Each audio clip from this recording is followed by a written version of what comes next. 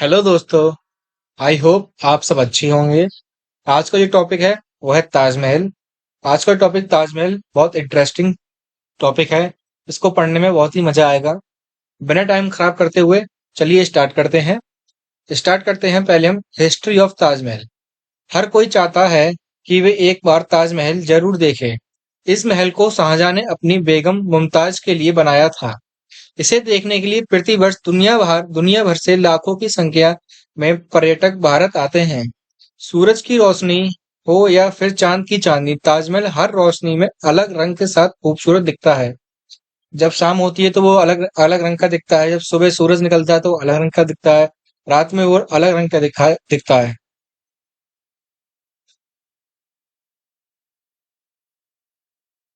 यह है ताजमहल की photo.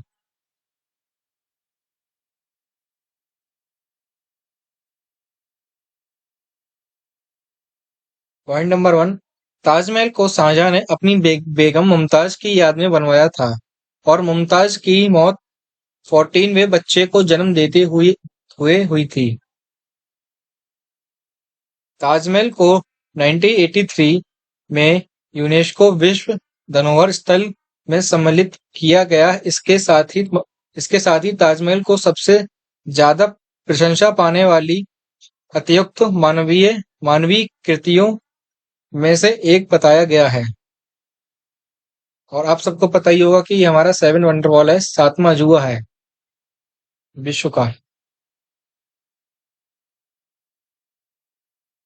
Point number third, Taj Mahal का वास्तुकार उस्ताद अहमद लौहरी को कहा जाता है। ताजमहल का कार्य निर्माण 1632 में शुरू किया गया और 1653 में पूर्ण हुआ था। इस इमारत को बनने में 22 वर्ष का समय लगा था। ताजमहल के निर्माण में उस वक्त 3.2 करोड़ रुपए का खर्चा आया था। उस टाइम 1632 में 3.2 करोड़ का खर्चा आया, तो आज के दौर में आप अंदाजा लगा सकते हैं कि कितना खर्चा आएगा।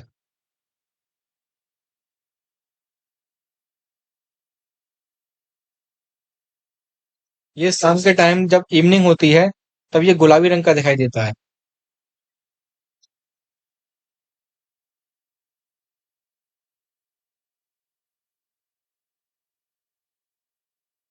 ताजमहल को दूसरे विश्व युद्ध 1971 के भारत पाक युद्ध और मुंबई 9/11 हमले के दौरान चारों ओर से बांस का घेरा बनाकर हरे रंग के कपड़े से ढक दिया गया था ताकि दुश्मनों की नजर ताजमहल पे ना पड़े।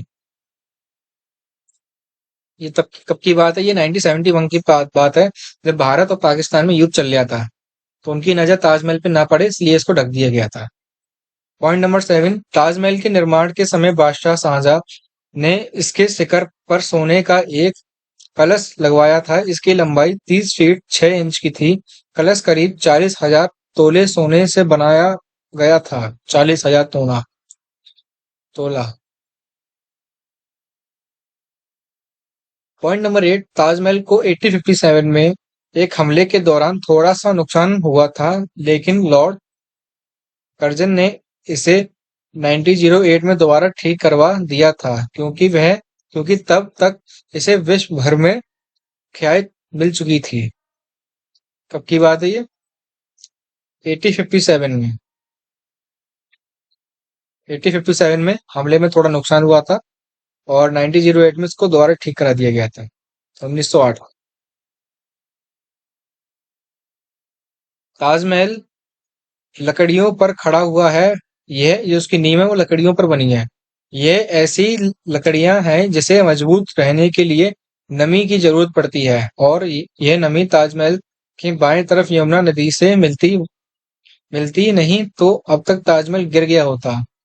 आपने सुना होगा, आप तो ये सोच रहे होंगे कि बराबर में यमुना जी हैं तो उनसे कैसे नमी मिल रही है। ये लकड़ियां ही अलग तरीके की हैं कि इसमें जितना पानी लगेगा जितनी नमी मिलेगी वो उतनी अच्छी रहेंगी। अगर इसमें नमी नहीं होगा और पानी नहीं लगेगा तो ये इसमें दीमक लग जाएगी और खराब हो जाएगा और ताजमहल गिर जाएगा। इसलिए वहां पर बनाया गया है। ताजमहल की चारों मीनारों को इस प्रकार से बनाया गया है कि अगर कोई भूकंप या बिजली गिरे तो वह यह मीनारें बीच वाले को गुंबद को बिल्कुल नहीं गिर सकती है। इसलिए ताजमहल की चारों मीनारें थोड़ी झुकी हुई नजर आती हैं। चारों मीनारों का इस प्रकार बनाया गया कि अगर कोई भूकंप कुछ भी हो, अर्थक्वेक आए, तो वो आगे पीछे करें, ये नहीं कि वो मेन गुंबद के बीच में उसके ऊपर गिरे। इसलिए उसको बनाया ही ऐसे गया है कि वो आगे पीछे कहीं गिरे, गुंबद पे नहीं गिरे।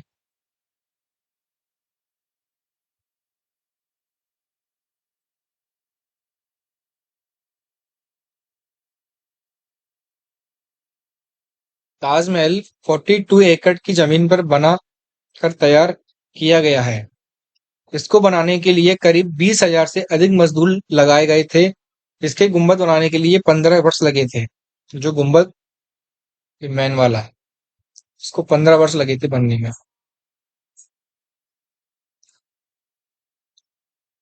ताजमहल भारतीय के लिए नहीं बल्कि फारसी, तुर्क और इस्लामी वास्तुकाल का प्रतीक है। ताजमहल के निर्माण के लिए 28 किस्म के पत्थरों का प्रयोग किया गया था। ये पत्थर बगदाद, अफगानिस्तान, तिब्बत, मिस्र, रूस, ईरान आदि कई देशों के अलावा राजस्थान से मंगाए गए थे।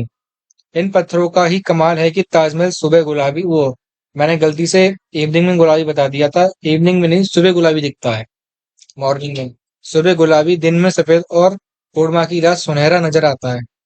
आप अनुमान लगाइए कि कितना अच्छा लगता होगा सुबह गुलाबी, दिन में सफेद। दिन में तो अधिकतर सभी लोग देखते हैं, लेकिन वो सुबह और रात में देखने का मजा ही अलग है।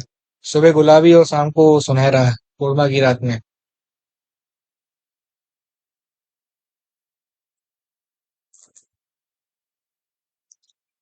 ताजमहल ताजमहल के बाहर पानी की झील में सभी फुब्बारे एक साथ काम करते हैं। इनके नीचे एक टैंक लगा है। टैंक भरने के बाद दबाव बनने पर ये फुब्बारे एक साथ पानी छोड़ते हैं। Point number 17। ताजमहल भारत की सबसे ऊंची मीनार कुतुब मीनार से 3 मीटर अधिक ऊंचा है। अब तो सरदार वल्लभ भाई पटेल की मूर्ति बन गई, सबसे ऊंची वो है भारत में अभी। Point number 18। ताजमहल दुनिया में सबसे ज्यादा देखे जाने वाली इमारत है। यह यहाँ पर प्रतिदिन करीब 12,000 से अधिक पर्यटक ताजमहल देखने आते हैं। पहले तो फ्री में लोग देखते थे, अब तो उसका टिकट कर दिया है।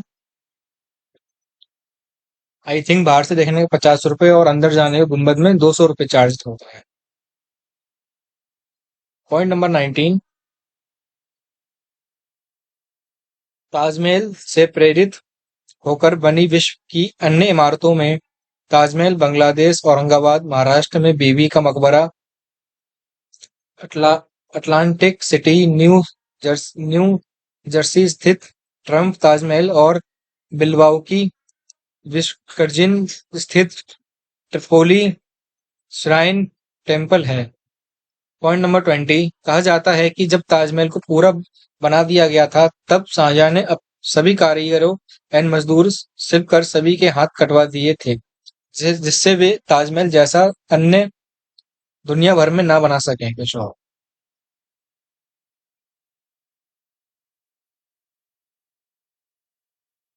ताजमहल को सूर्य उदय और सूर्य अस्त के समय देखना सबसे अच्छा माना जाता है। इस समय सफेद संगमर विभिन्न रंगों में से चमकता है। ताजमहल के नीचे एक महल खाना, वो तह खाना है, जहां मुमताज महल और शाहजहां की कब्रें हैं। और बताया जाता है कि ताजमहल में एक गुम्बद में ऐसी जगह है जहां पर 24 घंटे बूंद गिरती रहती है। ताजमहल को बनाने वाले वास्तुकार का नाम उस्ताद अहमद लौरी था। ताजमहल एक अद्भुत स्मारक है जो प्रेम और संपर्क का प्रतीक है। यह दुनिया भर के लोगों को अपनी सुंदरता से मंत्रमुग्ध करता है। ताजमहल को बनाने के लिए 1700 हाथी दांत के टुकड़े का इस्तेमाल किया गया था।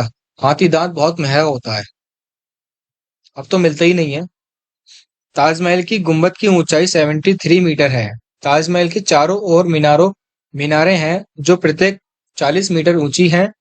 ताजमहल के अंदरूनी हिस्से को सफेद संगमर से सजाया गया है। जिस पर अरबी और फारसी में शिला लेख है। ताजमहल एक अद्भुत स्मारक है जो प्रेम और संपर्क का प्रतीक है। ये दुनिया भर के लोगों को अपनी सुंदरता से मंत्रमुग्ध करता है। ये था इतना आज ताजमहल के बारे में। आई होप आपको अच्छा लगा होगा। एक बार आप भी टाइम निकाल के जरूर जाएं देखने। उत्तर प्रदेश आगरा में स्थित है ये। बाकी मैं आपको फोटो में एक बार दिखाई देता हूँ।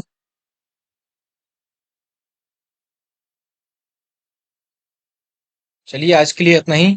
Okay, thank you.